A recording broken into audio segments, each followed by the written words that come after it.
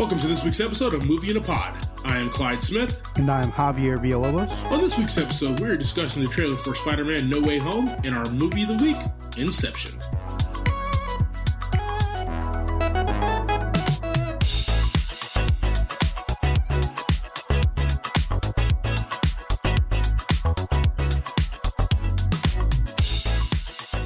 All right, fellas, we're good to go. All right, team. Welcome back. This week, we actually have a avid moviegoer, our guest, host for the week.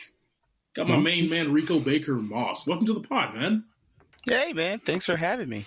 It's been a long time coming, guys. Right. Javi's out here kicking me out. I didn't know if it was going to happen. Nah, I said I got the power, and so I was going to do it.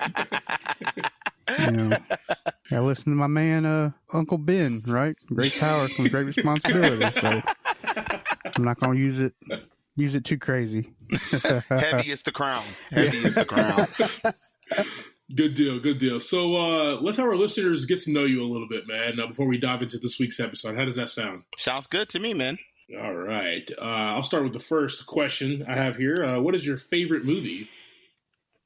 So, favorite movie, Fallen, Denzel Washington, John Goodman. 96, right? Time is on my side. 98. That was 98. Oh, that's 98. A good flick. Wow. And Gregory Hoblit was the director. And if that sounds familiar to you, he came back 2007? Fracture. That's a good one. That's that guy. Ooh, that's a good one right there. Good deal. Javi, grab the next one, man. So, Ricco, who is your favorite actor? I will have to say at this present moment, it's going to be Denzel. Quarantine happened and everybody had like those inspirational, videos and stuff that they were throwing out there. Yeah. And Denzel ended up in one of them, and they were talking about like his first gig that he was going to get. Mm-hmm. And basically it was like some slapstick comedy, and somebody told him right off the gate, like, hey, that's who you're going to be. Like, that's going to depict who you are. And as a broke actor, he had it in him to turn it down.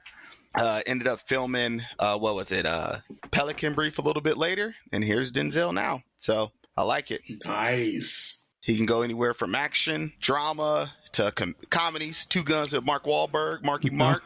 So I appreciate the whole scope, Yeah. Good deal, man. So there's, we've been on this earth. We're all about the same age. So we've been on the earth for a few decades now. What is your favorite decade for movies? It hasn't happened yet. Like off gate, when Fallen came out, that was like one of the biggest plot twists. And I don't know if you want to know, like on the heels of that, Sixth Sense then came out. Yeah, 99 was Sixth Sense. Yeah. So it's like this little pocket of everybody had to have the biggest twist. But I just feel like, with technology, the talent, like it just continues to grow. So like, I don't think I can say, let's just say 90 to 2000 was my favorite, or 2000, 2010. You got the Avengers thrown in there, all that. Yeah. But it just hasn't happened because it just keeps progressing, getting better. Okay. I like that. Ricco, what is your favorite theater to watch movies at? Home now. Yeah, thank you, COVID. Home. Oh, no. Send me home. Before that, it really would have been, obviously, Regal or AMC, whatever was closest, and whoever offered that $5 matinee on Sundays, I was there. I was bargain there. Movie like goer, right? Exactly. All right, man. All right. Good deal. One more here, man. So when you're in your movie theater, right, and enjoying your $5 Sunday matinee, what is your go-to favorite movie snack? Well, at that point, I can splurge, can't I? Because I paid $5 to get in. That's right. But it's popcorn, man. It's popcorn. Like, it's iconic. Douse it with the butter, little salt, whatever. It's the popcorn. Greasy hands when you leave. Large Coke. Whatever. Good deal, man. Good deal there. Well, man, I'm glad we were able to go ahead and get to know you and have our listeners give you a little bit of movie cred now, okay? So now you're on board. Oh. Now they respect me a little bit. A little respect, huh? All right, man. So, gentlemen, let's go ahead and dive into this No Way Home trailer, man. Spider-Man No Way Home. What are your guys' thoughts? We'll start with you, Javi. We were waiting for so long. I had no idea what we're getting. And honestly, it was pretty wild compared to like the rumors, quotation marks there. I'm really interested to see who this Doctor Strange is, because I don't believe that's Doctor Strange. Ooh. Oh. I think we got some kind of imposter. What? Something going on. Something's going on. That's already happened one time in Captain Marvel. We're going to do something like that again? I mean, it could just be another sorcerer of some sort, Interesting. I don't know. Something just doesn't feel right about him, man. Something doesn't feel right. It's like grits with sugar. Give me your thoughts, Ricco, about that trailer. I'm ready. I did not think I was going to be, but that actually piqued my interest very much so. I have to say that I do think it is Doctor Strange. I kind of disagree with you there, Javi, but it's kind of wild. Like, you look at it, like, just the kind of Spider-Man, they unveil who he is. He's walking around. He's no longer just Peter Parker. He's the Peter Parker Spider-Man. I'm interested. I never thought that would happen. So now, like, I got to see what happens. How does his life pan out? It's just a strange twist with the magic now. Because they're trying to reverse it. That's what he was trying to do with the little spell, and he started thinking too much because, as we know, this Peter Parker is he's a talker. So I'm very curious to see, like, well, what did he mess up? Guys, we're missing the point here, okay? The point of this trailer is he's having bad guys from other Spider-Man movies. So the Tobey Maguire Spider-Man, the Andrew Garfield Spider-Man, he's having those baddies come in, and supposedly he has Tobey Maguire and Andrew Garfield in this movie as well. So I think that's the bigger draw. Yeah, he's Peter Parker Spider-Man. We haven't seen that yet. We saw Doc Ock. We saw Doc Ock, but we hadn't seen any other Spider-Mans yet. Hey, man, at all. Multiverse, baby. Here we go. I mean, I understand what you're saying. Well, that plays into the Doctor Strange. I can see that, shaking off somewhere in there. Man, I'm really excited for this movie. Christmas cannot come soon enough. We got a few movies in between now and then that is going to tie us over, but Christmas, come on. I'm ready for that eggnog and Spider-Man. Let's go. Eggnog and Spider-Man. Yeah. All right. All right, guys, we're going to go ahead and jump in and discuss this week's movie. We got Inception. This movie dropped in theaters back in 2010. A few other movies that were released in 2010 was Black Swan, The Town, 127 Hours, Love and Other Drugs, Winter's Bone, Grown Ups, She's Out of My League, True Grit, Easy A, and oh my God, this was just a great movie. Due Date. Man, 2010 had some bangers, man. Inception was written and directed by the great Christopher Nolan. We had a $160 million budget on this one, and it grossed $836.8 million at the box office. Come on. No telling what it's making on Netflix and HBO Max now. Yeah. Starred in this one, we have Leonardo DiCaprio as Dom Cobb, Joseph Gordon-Levitt as Arthur, Elliot Page as Ariadne, Tom Hardy as Eames, Ken Watanabe as Sato, Cillian Murphy as Robert Michael Fisher, Marion Cotillard as Mal Cobb, Michael Caine as Professor Stephen Miles. All right. I butcher those names like every time I do that too, so it's no big deal at this point. Our listeners definitely know about that. So, JV, before we dive into this great movie, give us that great quick synopsis you give us each and every week, sir. So this is a team of some of the most handsome thieves, right? They go into the minds of an heir of a business empire. They got to go a dream into a dream into a dream in order to plant this seed for an idea for him to dissolve his father's empire. And Dom has to complete this mission to get back home to his family. And the whole time, his deceased wife is continuously trying to foil his plans. That's solid right there, bro. Let's go. All right. I want to watch this movie right now instead of talk about it, man. 2.5 hours. You can get in before midnight if you start. Really can. All right, guys. So Inception. Let's go ahead and we're going to talk about some of these plot points and everything here. So we have a team of people who go to the subconscious of a wealthy businessman to place an idea in his brain. That's a sci-fi heist thriller. Wild. I don't know about you gentlemen, but you can already go ahead and just sign me up for that one, right? Like, yeah. Every aspect of movies we love just jammed into one. But the plot, man. Let's talk about what are your guys' thoughts on the plot there? Let's start with you, Ricco. What is the plot? That's the question. The entire time. It's still, what is the plot? Like, you understand it, you get it. The movie comes on, you're excited. Yeah. It goes on, then it ends, and then you're no longer excited about what happened. Did the plot happen? Did the seed get planted? Did the heist work? We don't know. Right. So, yeah, sure. Great plot. I mean, yeah. It angers me. I'm sorry. It angers me. Because as soon as you see the little thing start to wobble, that's it. Done. We don't know. It goes back to, I do not know what happened this entire movie up until then. But with that being said, because I knew I was coming on the show, I've watched it several times. Oh, yeah. And now I think I know what actually happened at the end. But I'll say that till we get there. Okay. 10-4. Yep. So, like, I don't know about you guys, but like I said, I was in the theater opening night. I mean, Javi, I think you said it right in your synopsis. One of my notes is a team of well-dressed people to perform the opposite of a heist this time, right? Right? Yeah. Right? Oh, yeah, they're actually taking something to leave, right? They're breaking in, and they're going to leave something very valuable. Worst thieves ever. Hey, but they got Armani on, okay? Yeah, fresh. That's what matters. Every dream. Yeah. I love it because, like, I like this movie as big movies buffs and guys that we are. This team acts as a movie crew. And let's talk about that a little bit. Let's jump into these characters. Obviously, from the top, the main star of the movie, Leonardo DiCaprio, is Dom Cobb. He plays the haunted widower. Yep. What are your guys' thoughts about this leading man?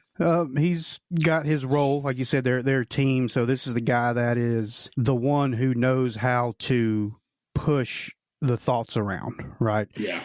He goes in, he knows how to manipulate and con your subconscious into letting him in and to letting him do whatever he wants to do and getting what he needs out of you. And does show a lot of good leadership roles through there, but he's also got his own demons that he keeps bottled up. Tries to keep bottled up. Yeah, he tries. Yeah, it comes after him. That's a good thing. In the form of a freight train going down. W.T. Harris Boulevard.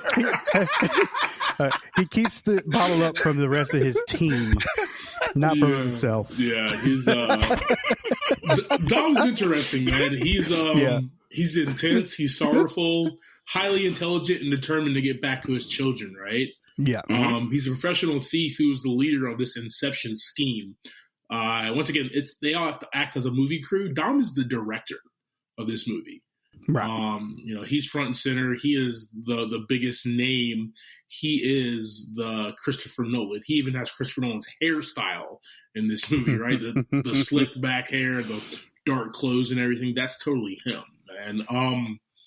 And Leo just kills it in this role. Mm-hmm. Just like once again, he's not really done a real like sci-fi type movie, and this he just brings it every single time in every single scene, man. That was fun to watch him, man. Oh, yeah. Let's go down to Joseph Gordon-Levitt as Arthur. Talk to me, Ricco. Typical wingman. He's the Robin. He's sitting there, he's going through it. He believes. He also tries to check him when he needs to be checked. Yeah. Like you got to, yeah. He's an assistant manager, Technically, he's really doing all the work, but he's like, Is that why he was the best the whole time? Yeah. He just ain't got his name tag on. doing all the dirty work, you know? His pleated plans got dirty, you know? It's a lot of things going on there for that guy. Nothing spectacular about it, but you understand what it is. You understand exactly what he's doing. You know why he's there, what he's there for. If you lose that character, if you lose him, the movie doesn't come full circle like it does. It just doesn't feel the same. I love that you made that point, right? He is the manager. You know, he manages and scouts everything what they do. Arthur acts as the producer of this movie, right? That the whole theme of it is they are a movie crew. So we got the director, we got the producer. Let's see what's up next. Javi, let's talk about Elliot Page as Ariadne. She is the architect. She takes over from the guy they had at the beginning of the movie. And she's recruited so she can do the constructs of the dreams. Like I said, everybody's kind of got their job, and it's her job to recreate these places, recreate the dream, the memory, and be the only one who knows the secrets about it. Right? The Dom, Arthur, anybody else who's in there, they're in her dream. Yeah. And you know, they pull that other person into her dream, and her job is to keep it, you know, as basically like a maze. They don't want to know what the layout is. They don't want to know the different parts about it because of that inner consciousness that comes after them after a while, once they're in that dream for so long. And like, she's actually a very powerful character in this movie, especially when Dom is showing her around, and I think it might have been like Italy or, you know, somewhere very beautiful with all these different cityscapes, and everything that she was able to do as soon as she got control of how to build and create all these different, you know, cityscapes, and like the towers were folding, and just the production was just crazy here, man. And like, Ariadne acts as the production designer of this movie, you know, so we're starting to see how a movie is sculpted together within this. So we have our production designer right there with her. So yeah, awesome, man. Let's go ahead and move forward here. We got Tom Hardy as Eames. Now, Tom Hardy was in Rock and Roller that we did last week, so he's the connection from last week to this week. Identity thief who creates powers to impersonate people in the dream. Ricco, this is one of my favorite characters in the movie, man, but what are your thoughts? That's one of your favorite characters? 100%. Mine was Molly. Sorry, it was Molly. If you needed to know. You mean that smoke show blonde that he impersonates at the bar? She wrecked everything. Yeah, and she was good for it. Hey, good job, Maul. He was so debonnaire, wasn't he? Yeah, he was smooth. Being who he was, it was just so all right. You know, he was like the Knuckles. You know, like he's the Knuckles. Yeah, like he's not the entire fist, but he's that good knuckle of it. You know, it's like as you slowly matriculate through this 2.5-hour movie, the pieces that are intricately put together. Like you said, again, he's another one of those characters where without him, you miss something, but he's there for it. He's going through it with you. He's showing you what he can do. He's showing you that right away. You know, they came with him with that idea. He hesitated for 34 seconds? Yeah. All right, I'm in. I'm down. You know? Sign me up. How do I get to it? You know? I already got a better idea. Let's move on. Yeah. So and you need that. Like you needed that guy too. Like I couldn't have done a better job myself is what I'm saying. No, I got you. Mm-hmm. Good deal.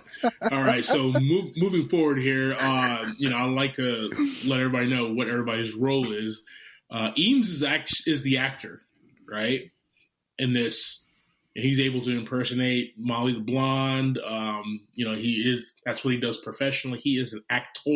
Moving forward, we got Ken Watanabe as Mr. Sato. Another great character, the rich Japanese businessman who hires Clyde to perform this Inception, right? Mm-hmm. I like that he actually comes along for the ride and wants to make sure his investment pans out. Javi, what were your thoughts about him, man? He was, you know, he was shot most of the movie. He was a real, what do you call it? I can't think of the word. Anyways, so he was injured most of the movie when go in the first stage of the dream. Yes. Yep. The only thing he really did was promise Cobb to get him back to his family. That's about it for me on that guy. I mean, he was shot up and just bandaged up and was a real liability. Liability, that's the word I was looking for. So Sato was really cool. He was a really cool character, right? So yeah, he promises this Until he pipe got dream. shot. Yes, he promises this pipe dream for Dom to get back home, right? Dom cannot get back home because of what happened within the movie. We don't really know exactly what happens, but that starts to kind of unfold as the movie goes.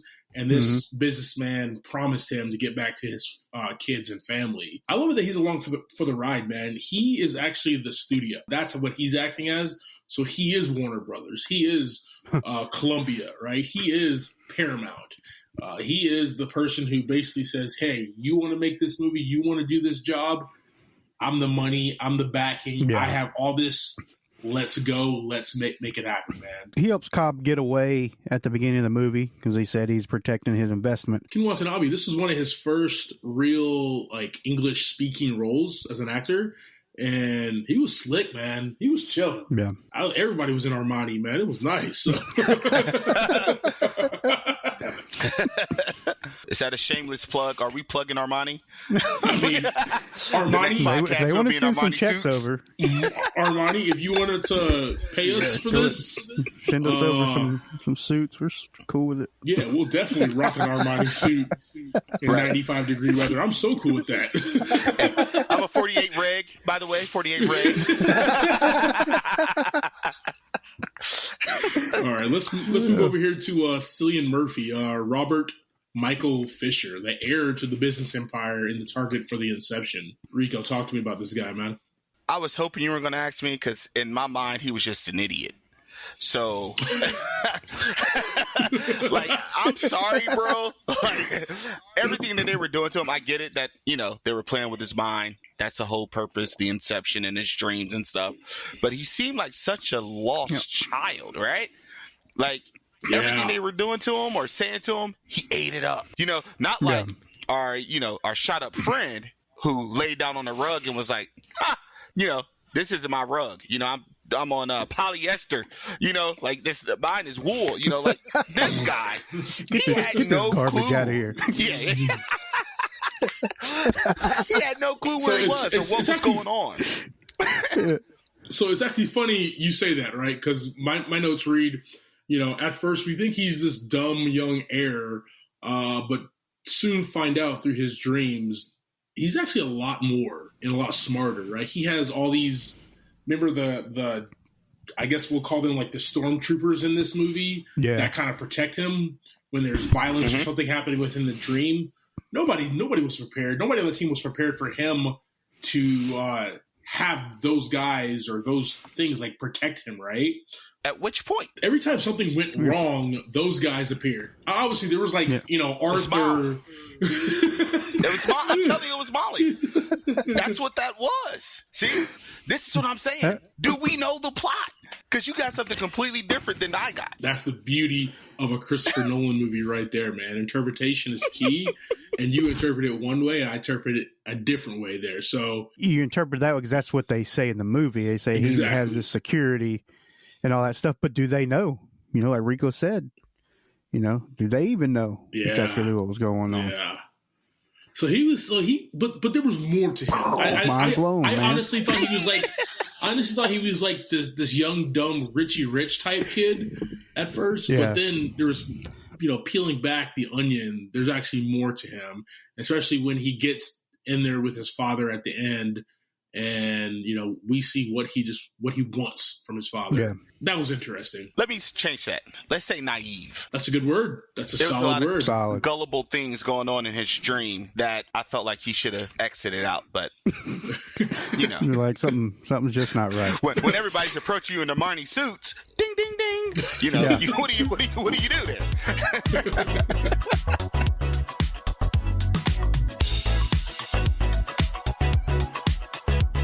So I was watching the Tomorrow War again. Bro, okay. Bro, have you heard of the action movie rule of Chris? All right.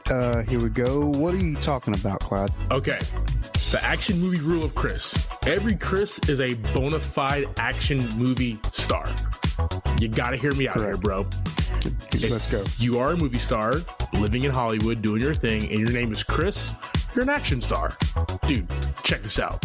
Chris Evans, Captain America, Snowpiercer, Cellular, The Losers, Hemsworth, the Australian guy, 6'4", right? Thor, Black Hat, Extraction, Snow White and the Huntsman, Red Dawn. He got a bullet to the head in Red Dawn. Can't forget that, but still an action star. And those golden locks. Those golden locks. Pratt, right? Christopher Pratt. The Tomorrow War, the one you were just watching. Star-Lord, Jurassic World, The Magnificent Seven, Zero Dark 30. This dude killed, shot, took out Bin Laden. Just amazing. Okay? Got my man Chris Pine. Yeah. He played opposite Wonder Woman. He was in Star Trek, The Finest Hours, Shadow Recruit, and Smoking Aces. Super weird in Smoking Aces, but action-packed movie star, okay? Sometimes we gotta get weird. Gotta get weird sometimes. Yeah. And then you got Christopher Ludacris Bridges, okay? This dude's an action star because he was in literally all 35 of the Fast and Furious movies. Just every single one of them, right? See, your name is Chris. You kick butt and take names. Oh, let's not even forget about Chris Farley. Have you ever seen Beverly Hills Ninja? Oh, multiple times. Action, and more action, bro. Talk to me, man. Who's your favorite Chris? I'll say right up front, obviously Farley is the GOAT. No doubt. Get that out the way. But for this current generation of Chris's, I'll have to go with the God of Thunder, man. He does it all for me, but not in a weird way most of the time. Awesome, man. Awesome. All right, dude. So I actually have like a lot more Chris's to run through, dude. Let's go ahead and hit it, man. Clyde, what's up? Clyde, I'm going to go ahead and land this plane for us. All right, guys, hit us up with your favorite Chris and the movie you enjoyed him in. And you know the socials, Movie in a Pod on Facebook and at Movie in a Pod on Twitter and Instagram.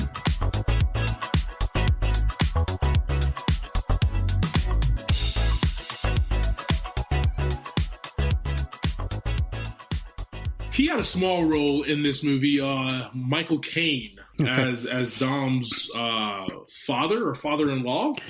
Father-in-law. Father-in-law, man. Really quick, I don't want to spend too much time on him, but it's the incredible Michael Caine. Dude was just fabulous and everything. Yeah, he gets it. Oh, yeah. He's like 88 in every scene, though. He is like, captivating. Yeah. What is this guy going to say next? He gets it. Every single time. And he knows about Dom and what he does, too. Exactly. That's how they meet Ariande.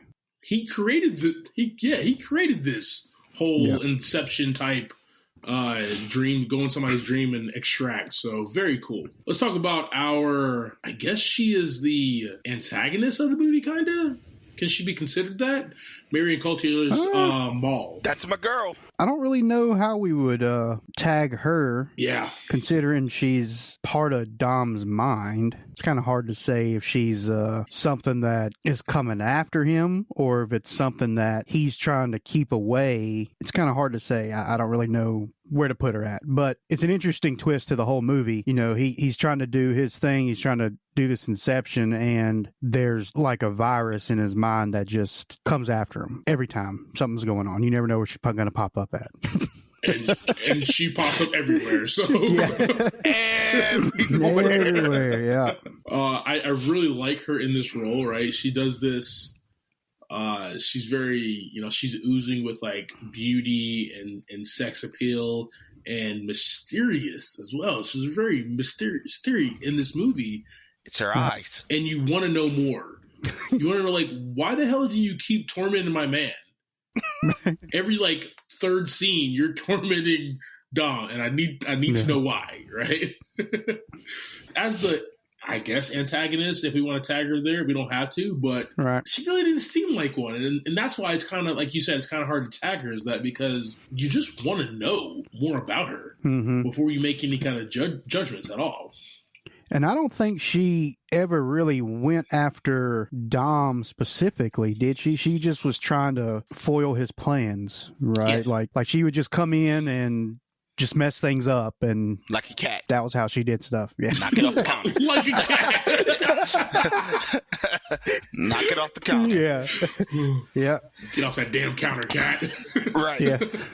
And that's what it is. That's the beauty behind what should be the plot, like we're trying to figure out why she's showing up every step of the way, tripping them up, messing things up here and there, just to find out that it's his own guilt that's making her do it. That's why she keeps coming back, because he's feeling guilty about it, I like that you said, Javi, that there is a, and that ties in with exactly what Ricco said. There's a virus in his brain, and it's her, and she's affecting everything that he's trying to do every single time, man. So another great character in this movie. I have the perfect analogy. It's LimeWire. LimeWire. All he's trying to do is download some free music. And she just comes in and wrecks the computer. That is an age stamp for all of us right there. I like it. Now they know. Now they know where we grew up at. I like it there. Good deal. Gentlemen, let's go ahead and move over here. Let's talk about the sets and the music, right? This is 2010. Just for the sets alone, anybody knows anything about Christopher Nolan, he tries to do everything practical. So they were in Tokyo, France, Tangier, Alberta, Canada, right, for that awesome snow scene. Everything was just gorgeous and just beautiful. Yeah. Amazing looking locations. I can talk about this, just the look and feel of this all day. I mean, you got cool ass dudes in suits in all these cool ass locations, right? Like, that's how I want to live my life, man.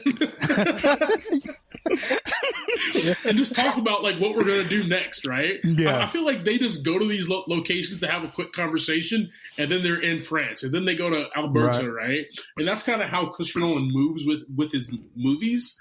But it's just super cool as backdrops, man. What do you guys think of the look and feel of the movie? Yeah, I mean, we're 11 years later, and everything still looks awesome. Oh, good God, yeah. Just watching the movie, it was like like it was made this year. Yeah, watching the guys work, the different stunts they did, and all that. Like you said, with all the as many practical stunts as they could do. I think there was just a handful of, visual work from what I read. Looked great. I mean, it was hard to tell even when they went from dream to dream, the different levels. You could still kind of get lost in what was supposed to be the reality and what was supposed to be the dream. Absolutely. Music to my ears all day, man. I love hearing stuff like that, right? Every location is oozing with class and style, man. I also like, you're talking about the practicality of things. They do the steps that are like never ending. Yeah, that was practical, right? Yeah, right. And then the whole thing with Arthur fighting in the hallway that's like moving. He's like suspended in air. Practical. Wild.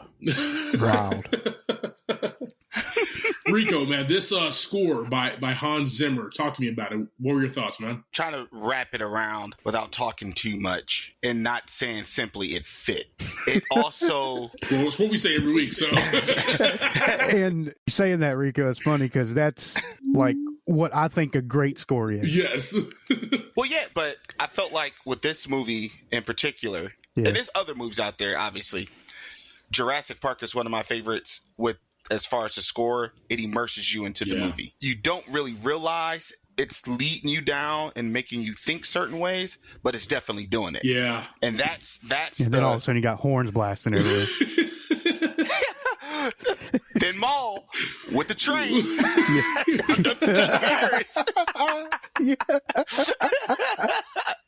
And that's exactly it. Like, it's obviously, a lot of movies do that, but it's like a handful of movies that really kind of connect the dots where it's not that predictable. Do, do, do, do, do, do. Do, do, do, do, do, do.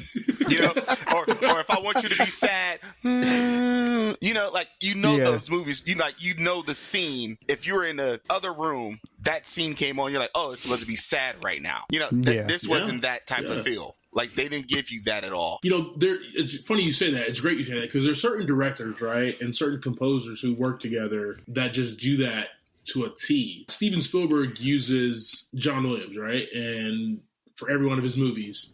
And he's just fantastic. And they just kind of get into the editing room and the composing room, and they just know where each one are. Christopher Nolan always works with Hans Zimmer, and same exact thing. They just know what each other are looking for, and they get the best out of each other. And the final product of that, score is just amazing on film. Like, this score is chilling. Yeah. It's dense. Has a lot of those electric sounds that just work and feel, because as much as it's not really sci-fi, this movie doesn't really feel like a sci-fi movie, but it is. So these electric sounds still bring you into it, like, wait, this is some scientific fiction type stuff that's happening, man. And this is, okay, I'm back in it now. Thank you, Hans, right? So he was still in a dream inside of another dream? Now he's not in a dream? Did I fall asleep? Oh, man. That's crazy. Yeah. Oh, yeah. All right, here. So let's go ahead and move over here to themes. Ricco, man, before we wrap up here, do you have any thoughts on what kind of the themes of the movie are? So, no. I love it. Long story short. Sometimes there's not one. Yeah. I mean, it's just what it is. Yeah, Listen, I'm still trying to pick up the pieces from what they did to my mind. 11 years later, right? 11 years later. That's why I specifically went to your page and said, hey, Inception. Because I literally watched it. It was on Netflix, and I was just like, I still don't get it. I still don't understand. Still doesn't make any damn sense. I was like, I still don't know exactly what happened, and I'm very irritated about it.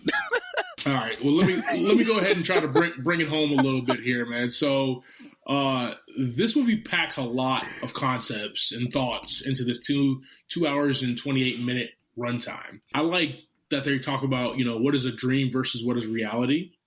The concept of how to make a movie. We talked about that a little bit with the characters. The entire film is a metaphor for filmmaking, everything and everyone involved with that process. This movie also touches on great loss and how to keep moving forward, right? Dom as a character he's dealing with that virus in his head of this woman, Maul, but he's still got to move forward. He's still got to, get to his kids, because that's the goal. That's the dream. That's where he wants to be in the world, and just to be able to move forward like that through all this hardship and craziness and almost failing several times. I just love Leonardo DiCaprio and how he just does that in this role. So.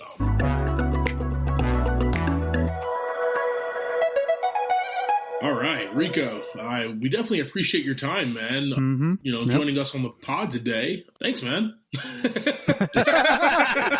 Absolutely. It's been a pleasure. You get some finger guns.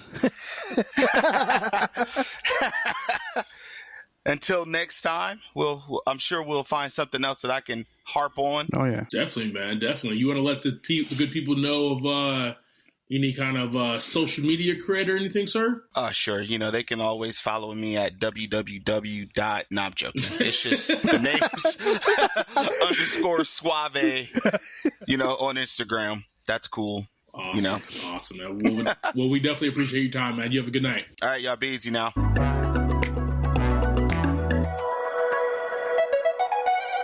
All right, ladies and gentlemen, thanks for joining us, and thanks, Ricco, for your thoughts on Inception. Javi, this movie, man, give me your thoughts. How many buckets of popcorn do you give it? I'm going to give this one a 4 out of 5. Come on, talk to me. Man, this thing still holds up strong after 11 years. Yeah. And it's 2.5 hours long. And honestly, I don't really get bored when I watch it. Thank you. 2.5, that's a long time.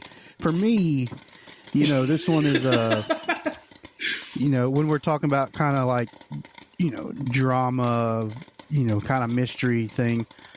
But it's so much wrapped up. Action, the sci-fi aspect, of the dream in a dream situation.